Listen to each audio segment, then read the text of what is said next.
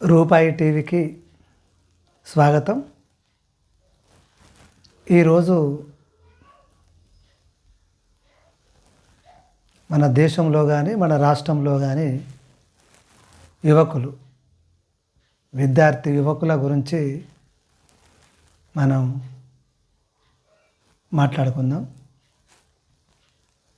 ఈరోజు యువకులు గ్రామాలలో కానీ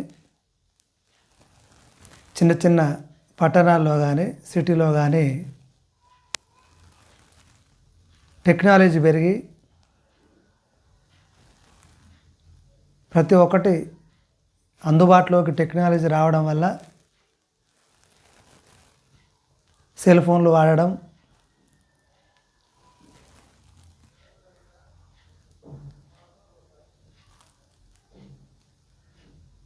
చదువులు, స్కూళ్ళు, కాలేజీలు, ఈ చదువుల వేటలో మార్నింగ్ లేవడం, కాలకృత్యాలు తీర్చుకొని హడావుడిగా ఫోన్లో అవి ఇవి చూసి స్కూలుకు పోవడం, కాలేజీకి పోవడం,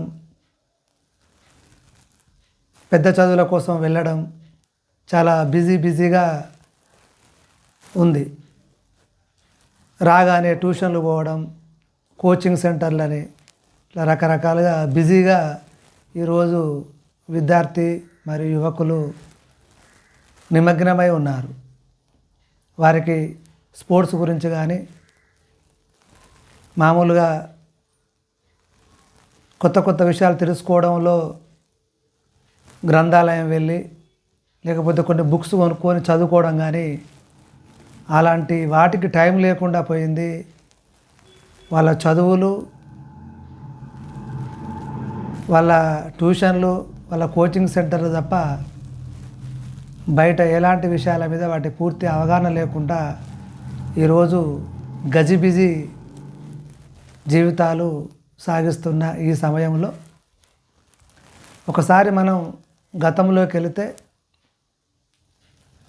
అప్పుడున్న విద్యార్థి యువకులు గ్రామాలలో, మండలాలలో కానీ చిన్న చిన్న పట్టణాలలో కానీ వారు చదువుతో పాటు ఆ గ్రామ పరిస్థితులను, మండల పరిస్థితులను, సమాజాన్ని కూడా తెలుసుకునేవాళ్ళు. ఆ విధంగా కూడా ఆ రోజు అక్కడక్కడ గ్రామాల, మండలాల సెంటర్ల పెద్దలు, యువకులు ఇట్లా కలిసి గ్రామ సమస్యల మీద, ఆరోగ్య సమస్యల మీద, వ్యవసాయ సమస్యల మీద, వివిధ రకాల సమస్యల మీద చర్చలు జరిగినప్పుడు ఆ ఊరుకు పేపర్ వస్తే ఆ పేపర్ చదివి వాటి మీద చర్చలు జరిగినప్పుడు, అదేవిధంగా స్కూళ్ళల్లో కొన్ని బుక్స్, లైబ్రరీ లాగా ఒక రూమ్లో కొన్ని బుక్స్ ఉండేది, విలువైన బుక్స్. ఆ చిన్న గ్రామాలలో ఆ స్కూల్లో ఒక గదిలో ఆ బుక్కులు కూడా చదువుకునేవాళ్ళు. చాలా తక్కువ బుక్స్ ఉండేది. ఆ బుక్స్ను కూడా ఆ గ్రామాల యువకులు చదువుకొని వాళ్ళు సమాజాన్ని ఆ బుక్కులలో చూసేవారు. ఎలక్షన్ల టైంలో కానీ కొన్ని సందర్భాలలో అభివృద్ధి కార్యక్రమాలకు రాజకీయ నాయకులు, ఎమ్మెల్యేలు కానీ ఎంపీలు కానీ ఎవరైనా అక్కడికి వచ్చినప్పుడు ప్రశ్నించేవాళ్ళు. ఆ యువకులు, గ్రామ యువకులు రోడ్ల గురించి చెప్పేవాళ్ళు, అదేవిధంగా వీధి లైట్ల గురించి, స్కూలు గురించి, స్కూల్లో వసతుల గురించి, మాకు టీచర్స్ ఇంకా అదనంగా కావాలని, అలా ఫర్నిచర్ కావాలని స్కూల్లో, మా గ్రామాలలో వ్యవసాయ కుటుంబాలు, రైతులు కాబట్టి మా పశువుల దవాఖాన గురించి కానీ, వీధి లైట్లు కానీ, గుడి బడి గురించి వాళ్ళు ప్రత్యేకంగా ఆ వచ్చే నాయకులను నిలదీసి తమ గ్రామానికి రావాల్సినటువంటి వాటి గురించి వారు ప్రశ్నించేవాళ్ళు, కొట్లాడి అవి సాధించుకునేవాళ్ళు. ఆ రకంగా అలాంటి చైతన్యం ఆ గ్రామాలలో అప్పటికి ఉండేది. ఆ తర్వాత గ్రామ యువకులు కలిసి స్పోర్ట్స్, వాలీబాల్ కానీ, కబడ్డీ కానీ, క్యారమ్ కానీ, ఖోఖో కానీ, బ్యాడ్మింటన్ కానీ ఇలాంటి స్పోర్ట్స్ కార్యక్రమాలు కూడా చాలా విజయవంతంగా చేసేవాళ్ళు. గ్రామీణ క్రీడోత్సవాలని మండల క్రీడోత్సవాలని, జిల్లా వరకు జిల్లా క్రీడోత్సవాలని చెప్పి ఈ విధంగా సంవత్సరంలో ఒకసారి 2 సార్లు వాళ్ళు ప్రోగ్రాం చేసేది. దానివల్ల ఒక మానసిక వికాసం, మన ఫిట్నెస్ ప్రతి ఒక్కటి అప్పుడు గ్రామాలల్లో అక్కడికి ఎందరో అక్కడ క్రీడా కారులు వస్తారు కాబట్టి ఒకరి గురించి ఒకరికి సంబంధాలు కానీ, ఒకరి గురించి కొన్ని తెలిసే విషయాలు కానీ, ఇట్లా ఒక గ్రామం నుంచి ఒక టీం, ఒక గ్రామం నుంచి ఒక టీం, ఆ టీములు కలిసే విధానంలో అక్కడ జరిగే సంభాషణ కావచ్చు, ఒకరి గురించి తెలుసుకునే విధానం కావచ్చు, చాలా బాగా ఉండేది ఆ కాలంలో. అదేవిధంగా అప్పటి యువకులు కూడా యూతులను పెట్టుకునేవాళ్ళు. మా గ్రామంలో అయితే నవయుగ యూత్ అసోసియేషన్ అని, అంబేద్కర్ యూత్ అసోసియేషన్ అని, ఇట్లా గ్రామంలో యువకులంతా ఒక యూత్ లాగా ఉండేవాళ్ళు. వర్షాకాలంలో వర్షాలు పడి ఆ రోడ్లంతా మొత్తం ప్రాబ్లం అయ్యి గుంతలు పడ్డప్పుడు శ్రమదానం అని చెప్పి ఆ యువత, ఆ యూత్ మొత్తం అందరిని పిలిచి ఆ యూత్ ఒక నిర్ణయం తీసుకొని ఆ బావులు తవ్విన మొరం గడ్డలు ఉండేది ఊరు చివరిలో, అప్పుడు బావులు తవ్వేది. ఆ మొరం గడ్డ తీసుకొచ్చి మొత్తం ఆ రోడ్లు ఎక్కడైతే అక్కడ గుంతలు ఉన్నాయో ఆ గుంతలు నింపేవాళ్ళు. ఎందుకంటే వర్షాకాలంలో ఆ గుంతలు పడ్డప్పుడు సైకిళ్ళ మీద బండ్ల మీద పోయినప్పుడు ప్రమాదాలు జరుగుతాయని చెప్పి యువత ఆ రోజు శ్రమదానం అని చెప్పి చేసేది. రోడ్డుకి ఇరువైపులా పట్నం తుమ్మ చెట్లు, పిచ్చి చెట్లు పెరిగి ఇట్లా రోడ్డు మొత్తం కప్పకపోయేది. ఆ చెట్లను నరికేయడం కానీ, బడిని శుభ్రంగా ఉంచుకోవడం కానీ,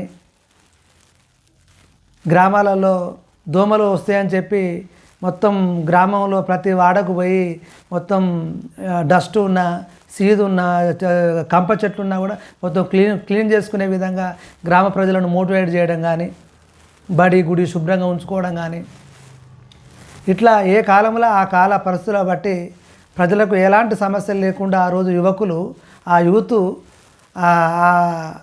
యూత్ అసోసియేషన్ల నుండి వాళ్ళు ఆ ఊరును అట్లా కాపాడుకునేవాళ్ళు. అటు రాజకీయంగా ప్రశ్నించేవాళ్ళు, ఇటు ఆరోగ్యపరంగా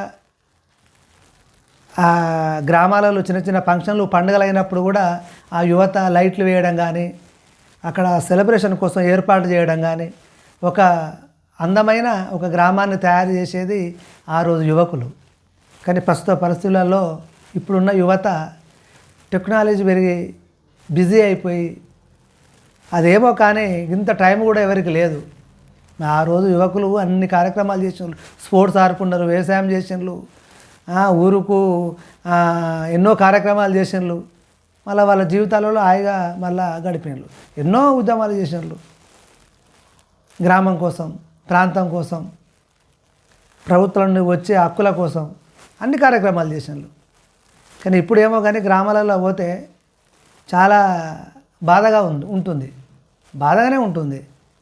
అప్పుడున్న యువతకు ఇప్పుడున్న యువతకు చాలా తేడా ఉంది. ఓన్లీ ఫోన్లలోనే స్పోర్ట్స్ ఆడుకుంటున్నారు, ఫోన్లలోనే మెసేజ్లు పెట్టి మాకు ఇది కావాలి అది కావాలి అడుగుతున్నారు. అది కాదు కదా. టెక్నాలజీ ఎంతవరకు వాడుకోవాలో అంతవరకే వాడుకోవాలి, అంతే ఉపయోగపడుతుంది. కానీ ఇప్పుడున్న యువత గ్రామాలలో సరిగా లేదు. చెడు వ్యసనాలకు అలవాటు పడి కష్టపడకుండా డబ్బులు ఎట్లా వస్తాయనే ఒక ఆలోచనతోటి అసలు చదువు అందంత మాత్రమే అయిపోయినా కూడా కనీసం బుక్కులు చదువుకొని సమాజాన్ని మనం అర్థం చేసుకునే విధంగా ముందుకు పోవాలనే ఒక ఆలోచన కూడా ఇప్పుడున్న యువతకు దాదాపు లేదు, 50% కూడా లేదు. ఆ పార్టీల కింద ఏదో పని చేయడం, వ్యవసాయం ఏదో చిన్న చిన్న చేసుకోవడం, రావడం, ఊరు ఏది జరిగినా ఏది పోయినా పట్టించుకోకపోవడం, ఆ సెల్ ఫోన్లలో ఉండడం, చెడు అలవాట్లకు బానిస అయిపోవడం. చాలా వరకు ఇప్పుడున్న యువత అప్పుడున్న యువతతో పోల్చితే దాదాపు ఏ దానికి కూడా వాళ్ళు సరిపోరు. అప్పుడున్న యువత ఆలోచన కావచ్చు, ఆ గ్రామాల మీద ప్రేమ కావచ్చు, ఆ కుటుంబాలను వాళ్ళు చూసుకోవడం కావచ్చు, అప్పుడున్న స్పోర్ట్స్ కావచ్చు, అప్పుడున్న రాజకీయ చైతన్యం కావచ్చు, అది అలాగే. ఇప్పుడున్న యువకుల్లో ఎలాంటి రాజకీయ చైతన్యం లేదు, ఎలాంటిది లేదు. ఏదో మామూలు చదువులు, ఏదో సిటీకి రావడం, ఏదో 25,000, 30,000, 40,000 జాబ్ ఏదో చేయడం అంతవరకే తప్ప ప్రశ్నించే తత్వం లేదు. సమాజాన్ని అర్థం చేసుకునే తత్వం లేదు. స్వార్థము, తన వరకు తనే.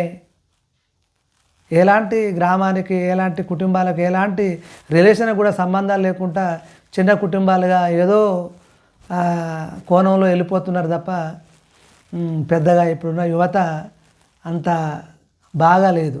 గ్రామం మీద ప్రేమ లేదు, రాష్ట్రం అంటే ప్రేమ లేదు, దేశం అంటే ప్రేమ లేదు.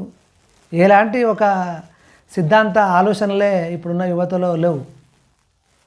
30 years ఉన్న బ్యాక్ యువత చాలా వరకు ప్రాంతం అన్నా ప్రేమ, తెలంగాణ ఉద్యమాలు జరిగినాయి. గ్రామం అన్నా ప్రేమ, ఎన్నో కార్యక్రమాలు చేసినారు.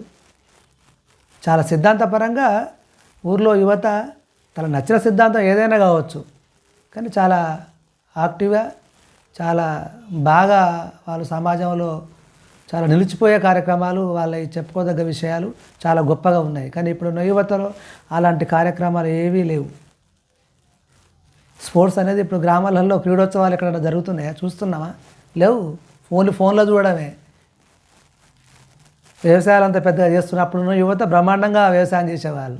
ఇప్పుడున్న యువత వ్యవసాయం లేదు. కష్టపడకుండా డబ్బులు రావాలని ఒక ఆలోచనతోటి, ఎంజాయ్ చేయాలని ఒక ఆలోచనతోటి తప్ప ఇప్పుడున్న యువత పెద్దగా కష్టపడి చదువుకోవడం కానీ, కష్టపడి వ్యవసాయం చేయడం కానీ, కష్టపడి బుక్కులు మంచిగా చదువుకొని ఒక గోల్ పెట్టుకొని మనకంటూ ఒక ప్రత్యేకత ఉండాలి సమాజంలో అని చెప్పని ఒక కసి కానీ అలాంటి ఇవి కూడా ఇప్పుడున్న యువతలో దాదాపు 90% లేవని ఖచ్చితంగా చెప్పొచ్చు. అప్పుడున్న యువతకు ఇప్పుడున్న యువతకు చాలా చాలా తేడా ఉంది. ఇప్పుడున్న యువతకు ఒక మెసేజ్ ఏంటిదంటే, ఖచ్చితంగా మీరు దాదాపు అన్ని రైతు కుటుంబాలే. మన గ్రామాన్ని ప్రేమిస్తాం, మన రాష్ట్రాన్ని ప్రేమిస్తాం, దేశాన్ని ప్రేమించే విధంగా మన ఆలోచన ఉండాలి. ఖచ్చితంగా సెల్ ఫోన్లో చూస్తే మనకేం రాదు.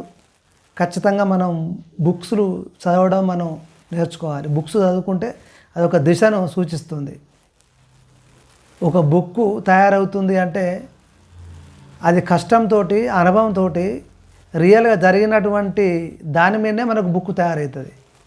సెల్ ఫోన్లో జనరల్గా రకరకాల ఊహించి పెట్టినవి, కామెడీ కోసం పెట్టినవి రకరకాలుగా సెల్ ఫోన్లో వస్తాయి. అవి అంత పర్ఫెక్ట్గా కాదు అనేది పక్కా అన్నమాట. ఎందుకంటే రకరకాల మాధ్యమాల నుంచి వస్తాయి. అది మనం దాన్ని తీసుకున్నా కూడా మనకు కాదు కరెక్ట్. అదే బుక్స్, ఒక బుక్ ప్రింట్ అవుతుందంటే దాంట్లో చాలా శ్రమ ఉంటుంది, రియాలిటీ ఉంటుంది, ఒక దిశను చూపించేటువంటి బుక్స్ ఉంటాయి. కాబట్టి ఇప్పటికైనా యువత బుక్స్ చదవండి. ఈ సమాజంలో మంచి గుర్తింపు తెచ్చుకునే విధంగా మీ ప్రయత్నాలు ఉండాలి. ఖచ్చితంగా యువత కోసం మంచి మంచి వీడియోలు చేసి మీకు అందుబాటులో మేము మంచి వీడియోలు చేసి పంపిస్తాము. ఎప్పటికీ రూపాయి టీవీ మిమ్మల్ని, యువతను, విద్యార్థులను చైతన్యపరిచే విధంగా ఖచ్చితంగా మా కార్యక్రమాలు ఉంటాయి. జై హింద్.